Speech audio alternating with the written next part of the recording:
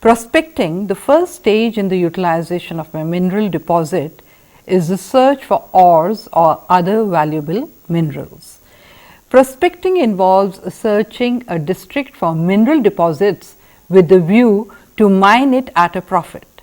A geologist prospecting a site is looking for surface exposure of minerals by observing irregularities in color, shape or rock composition. Because mineral deposits may be located either at or below the surface of the earth, both direct and indirect prospecting techniques are employed. The direct method of discovery, normally limited to surface deposits, consists of visual examination of either the exposure, that is the outcrop of the deposit, or the loose fragments, that is the float, that have withered away from the outcrop.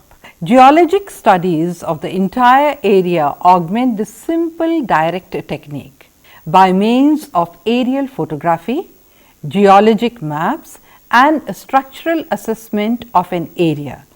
The geologist gathers evidence by direct methods to locate mineral deposits. Precise mapping and structural analysis plus microscopic studies of samples also enable the geologist to locate the hidden as well as surface mineralization. This lecture explains the significance of drilling in prospecting for minerals. The different sampling and assaying techniques associated with the drilling process are also explained. The following topics are covered: drilling, rotary percussion drilling, auger drilling, diamond drilling.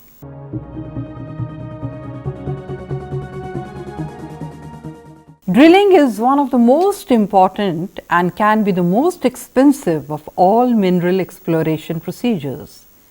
In almost all cases, it is drilling that locates and defines economic mineralization, and drilling provides the ultimate test for all the ideas, theories and predictions that are generated in the preceding prospect generation and target generation phases of the exploration process. Types of drilling. There are a large number of different drilling techniques. Amongst them, the three basic types that are most commonly used in mineral exploration are auger drilling, rotary percussion drilling and diamond drilling. Choosing the right technique. Selecting the right technique or combination of techniques is always a trade-off between speed, cost, required sample quality, sample volume, logistics and environmental considerations. Augering and RAB drilling provide relatively low levels of geological knowledge, but are quick and cheap and so are useful principally as geochemical reconnaissance tools for collecting samples below areas of shallow overburden. Large rotary percussion rigs can quickly drill a large diameter hole about 100 to 200 mm with good sample volume and at reasonable cost. They are powerful machines capable of penetrating much deeper and through harder rock than the RAB ring. However, in normal rotary percussion drilling, the long samples returned from drill bit to the surface along the outside of the rods may produce contamination from the walls of the hole. This problem can be especially acute when dealing with the low and often erratic concentrations, typically of gold mineralization. The sample recovery system used in the RC drilling rig is designed to overcome the contamination problem, and for this reason RC rigs are nowadays specified in most rotary percussion drilling programs. Diamond drilling provides the premier sample for both geology and geochemistry. A diamond impregnated cutting bit produces a solid cylinder of rock. The rock sample can be obtained from any depth that is capable of being mined.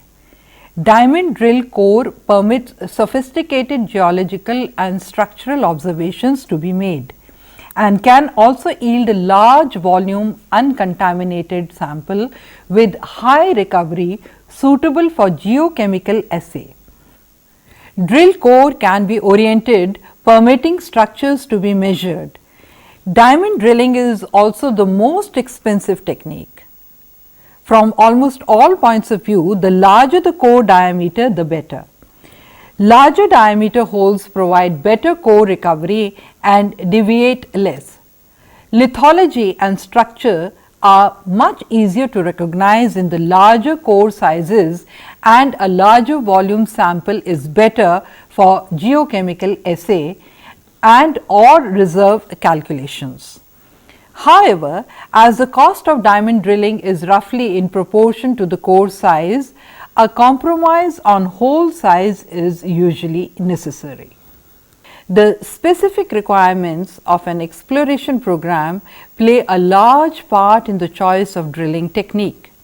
For example, if the area is geologically complex or the exposure is poor and there are no clearly defined targets, or perhaps too many targets, it may be imperative to increase the level of geological knowledge by diamond drilling.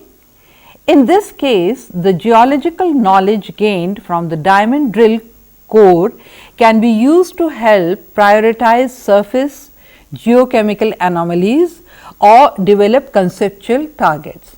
On the other hand, if discrete and clearly defined surface geochemical anomalies are to be tested to see if they are the expression of blind but shallow ore bodies, it may be sufficient to simply test them with a large number of RC or even RAB drill holes.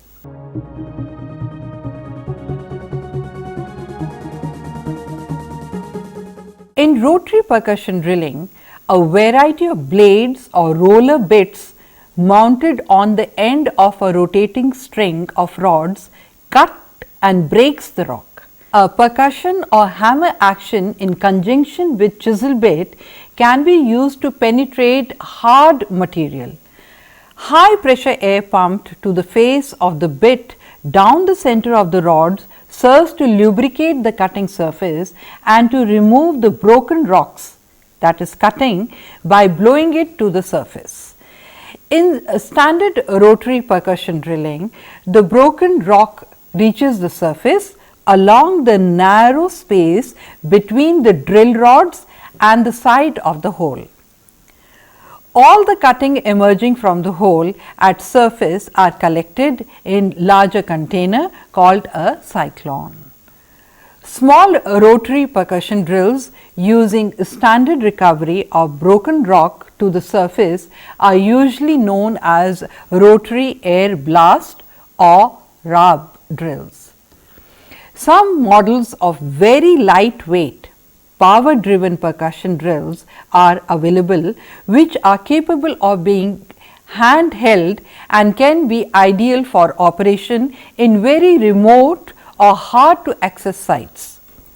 Reverse circulation RC drilling is a type of rotary percussion drilling in which broken rocks from the cutting face passes to the surface inside separate tubes within the drill stem.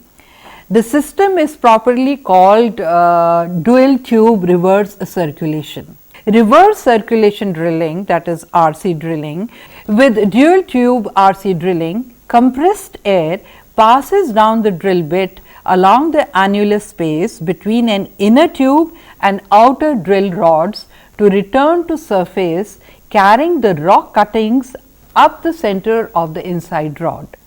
The cutting enter the inner tube through a special opening located behind the bit called a crossover sub. This is the reverse of the air path employed in the normal open hole rotary percussion drilling, including RAB drilling. hence the name of the technique. The RC drilling procedure prevents the upcoming sample from being contaminated with material broken from the sides of the hole, and so can potentially provide a sample. Sampling and assaying. The total amount of cuttings from each drilled interval is collected from the cyclone in a large polythene or polyweave bag.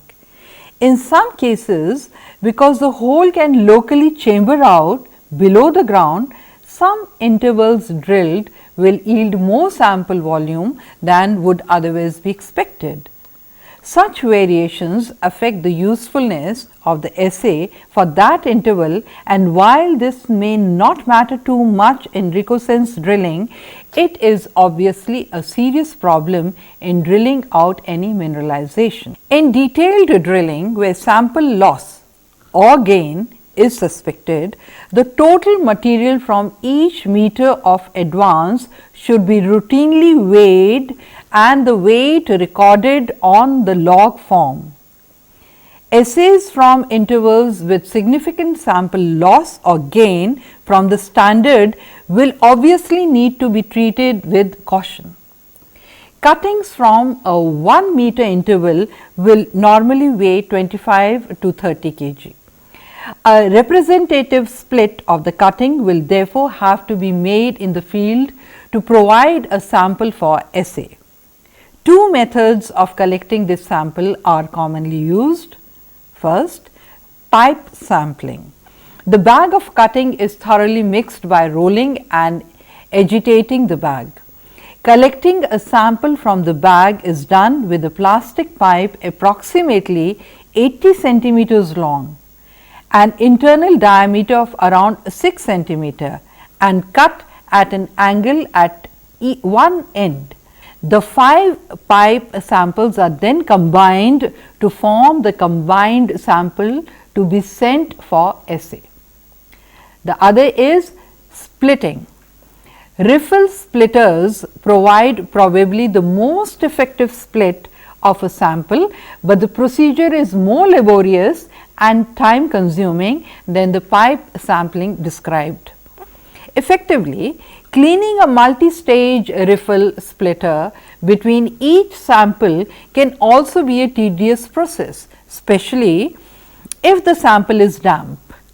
A compressed air line, if available from the drill rig, provides the most effective way of cleaning the splitter between samples.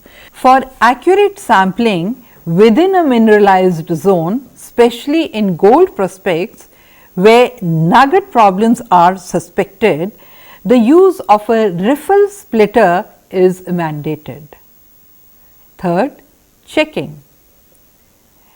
For effective quantification of error, both in sampling and laboratory, the routine use of duplicate and standard samples is recommended.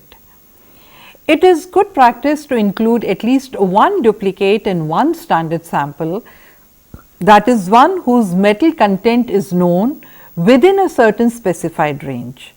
Such samples with various assay ranges for different elements can be purchased in every batch of 20 samples sent to the laboratory.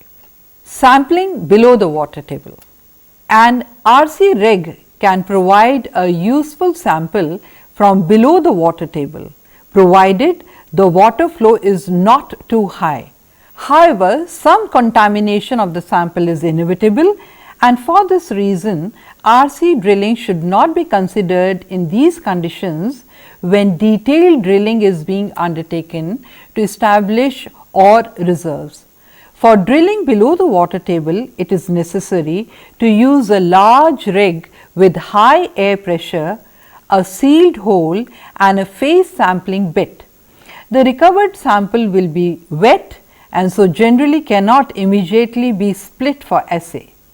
For assessment of mineralization below the water table, the appropriate technique is to use a diamond drilling, particularly diamond tails on the end of the RC holes. Air core drilling. Air core is a specialized RC drilling procedure where a small annular bit is used to cut a solid core of rock from relatively soft or easily broken material. The bit produces short sections of core which are recovered along with broken rock chips up the center of the drill stem in the manner of a standard RC rig. The system is often capable of penetrating and coring soft sticky clays which might bind a normal blade bit. Rotary air blast, RAB or RAB drilling. RAB drill rigs are lightweight truck mounted rotary percussion machines that recover cutting to surface through pumping compressed air down the center of the drill stem.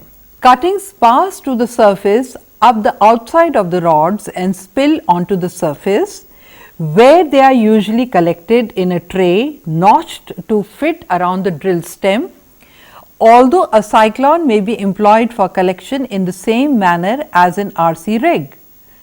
The rigs are used as a geochemical sampling. Sampling and assaying. Let us now understand the composite sampling of RAB cuttings. Composite sampling can be accomplished by means of either grab sampling or pipe sampling. With a grab sampling, cutting for each advance of the drill, usually 2 meters, are placed on the ground and a sample is taken by running a trowel length ways through the spoil heap. Samples from several spoil heaps constitute the composite sample. The main advantages of this method are that it is quick and relatively cheap, and the cutting can be laid directly onto the ground without bagging. The main disadvantage is that the heaps rapidly coalesce and disperse, especially if subjected to rain, and it can sometimes be difficult or impossible to subsequently carry out a more detailed sampling of the whole. It is also easy when sampling in this manner to contaminate the sample with surface material, and of course, the reverse can also be true. For environmental reasons, it is usually important to ensure that the surface material is not contaminated by the sample. An alternative method is to bag all the cuttings for an advance of the drill and to sample the bag using a pipe sampling in the manner more fully described under RC drilling. In composite sampling of RAB cuttings, one pipe sample is taken diagonally through each bag of spoil. This determines the largest practical size of composite sample. A composited sample from 5 spoil bags, each representing a 2 meter advance, will weigh around 4 to 5 kg. For this type of composite sampling, it is only necessary to clean the pipe between each composite interval. Pipe sampling is extremely rapid, and one experienced field technician can easily keep up with the RAB drill. Since composite sampling is aimed at detecting low element concentrations in withered rocks, low detection levels must be specified for assaying the composite sample. In the case of gold, at ppb, that is part per billion level, any anomalies detected by composite sampling, no matter how low, should be immediately checked by separately resampling each 2 meter interval from the plastic bags of stored cutting or from the spoil heaps on the ground. When using a RAB drill to test a known mineralization or a well defined anomaly, each 2 meter advance of the drill through the mineralized zone would normally be bagged and separately sampled and assayed. For effective quantification of error both in sampling and laboratory, the use of duplicates and standards should be routinely used. It is good practice to include at least one duplicate and one standard sample in every batch of 20 samples sent to the laboratory.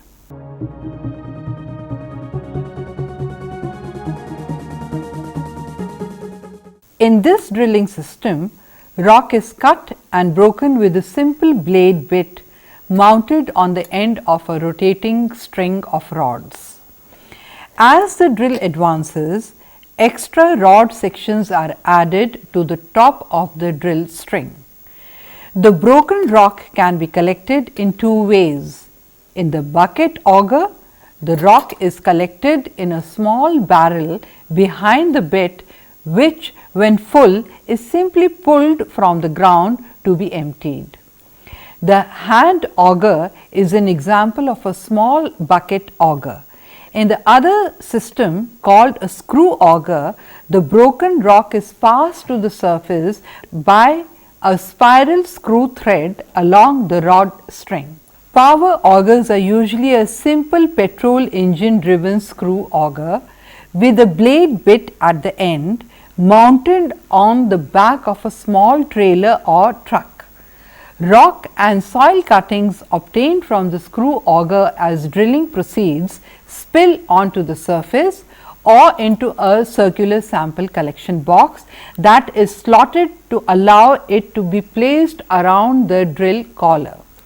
The cuttings may be contaminated with material from the walls of the hole, and it is difficult to know from what exact depth any particular observed geological feature or geochemical sample is derived.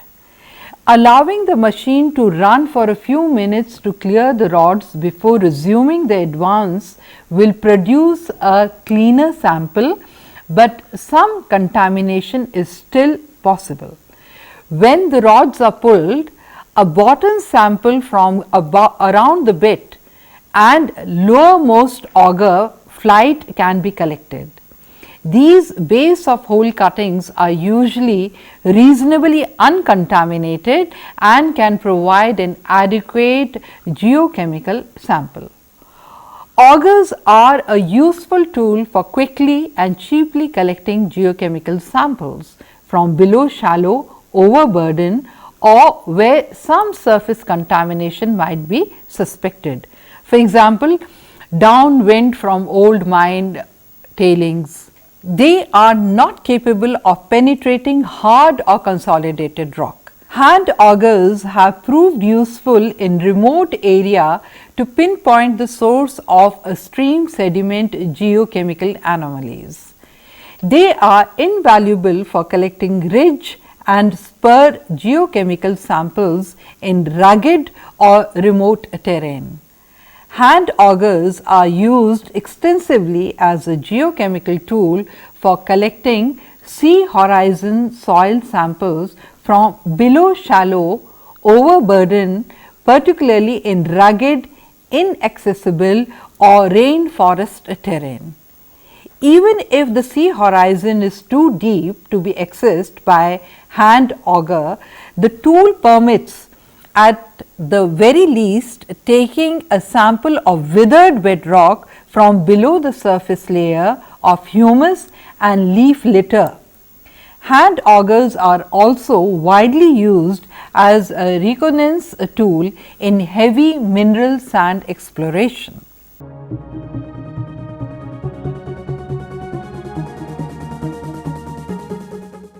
In diamond drilling, an annular diamond impregnated cutting tool called a bit, mounted on the end of a rotating string of hollow steel rods, cuts a solid cylinder of rock core, which passes up inside the drill rods as the bit advances. The bit is lubricated with water or sometimes a special water mud mixture, which is pumped to the cutting face down the inside of the rods before returning to the surface between the rods and the sides of the hole. At surface, the return water is usually collected in a sump where fine suspended ground rock material can settle. The water can then be circulated to the drill bit. Standard core sizes usually range from 27 to 85 millimeter diameter. The core enters an inner tube, which is called the core barrel, located inside the outer drill rods immediately behind the bit. The cut rock is prevented from falling back into the hole by a wedge-shaped sleeve called a core lifter, mounted at the base of the barrel. Core barrels normally hold up to 6 meters of core depending on the size of the drill rig. When the barrel is full, the drilling is halted and a special device called an overshot is lowered down the inside of the rods on the end of a steel cable called the wire line. The overshot locks on to the top of the core barrel. A pull on the cable then causes the core lifter to tighten and grip the base of the drilled core in the barrel, thus breaking it free. The barrel containing the core can then be drawn to surface up the inside of the rod string. Once on the surface, the core is removed from the barrel and laid out in core trays. A split tube barrel is available which splits into two pieces lengthways, so facilitating core removal. This is particularly useful when the core in the barrel is soft or highly fractured. Once emptied, the barrel is dropped down the hole to automatically lock into its position just behind the bit and the drill advance is resumed. Diamond drilling of a prospect typically goes through two phases. The required geological inputs for the two phases are different. The first phase comprises initial exploration drilling, the target generation and target drilling exploration stages. In these stages, drilling is aimed primarily at a geological understanding of the prospect and a qualitative assessment of the potential for ore. This is the most critical stage of a prospect drilling. The second phase of drilling is undertaken after it is determined that there is a good probability that an ore body is present. This is resource evaluation and definition drilling and is largely aimed at establishing economic and engineering parameters like grade and tons. If a project gets as far as this stage, and majority will not, the main geological question should have been answered and the geologist will have passed the steep part of the learning curve. With the resource evaluation drilling, there is normally an increase in the meterage of core being produced and the logging requirement is now for the speedy and accurate collection and recording of large volumes of standardized data. Sampling and assaying. Assaying diamond drill core during the early phases of exploration has two purposes. First is to provide an indication of whether potentially mineable grades are present. Second is to give an understanding of where economically significant elements are reporting in the system, so that controls on ore distribution can be defined and understood. Methods of sampling core depend upon its condition. They are first knife and fork sampling. This technique is employed where damp clays are encountered. The material is often so soft that it can only be sampled by cutting it lengthwise with a knife. Second, spoon sampling. If the material is badly broken, the only realistic method is to use a spoon or trowel to collect a representative section through each chosen interval. Split the broken core into halves lengthways with a broad bladed spatula, and while retaining one half with the spatula spoon, the other half into the sample bag. Third, core grinding. If the core is not considered sufficiently interesting to be sawn in half, but an assay is still wanted as a check or for a geochemical scan, then the core grinder is a very useful tool. The grinder takes a shallow shave of rock along the length of the core. This sample is much quicker and cheaper to collect than sawing the core in half with a diamond saw. Chisel splitting. Relatively homogeneous crystalline rocks such as igneous rocks or massive meta sediments such as hornfels can often be split lengthways with a chisel. Special core splitters can be bought for this purpose. The method is quick and can be employed on remote sites where no power is available for a core saw. However, any strong pre-existing rock fabric generally ensures that the core will not split as required. Fifth, diamond sawing. This is the standard and preferred way to sample solid core. The core is sawn lengthways into two halves using a diamond impregnated saw. The method is slow and relatively expensive, but except where a splitter can be used, is the only way of providing an accurate split of solid core pieces. Sixth, sludge sampling. Where drilling recoveries are poor, either because small broken pieces cannot be gripped by the core lifter or because the pressured drilling water is removing a clay or silt fraction from permeable rock, the sludge represents some of that lost material.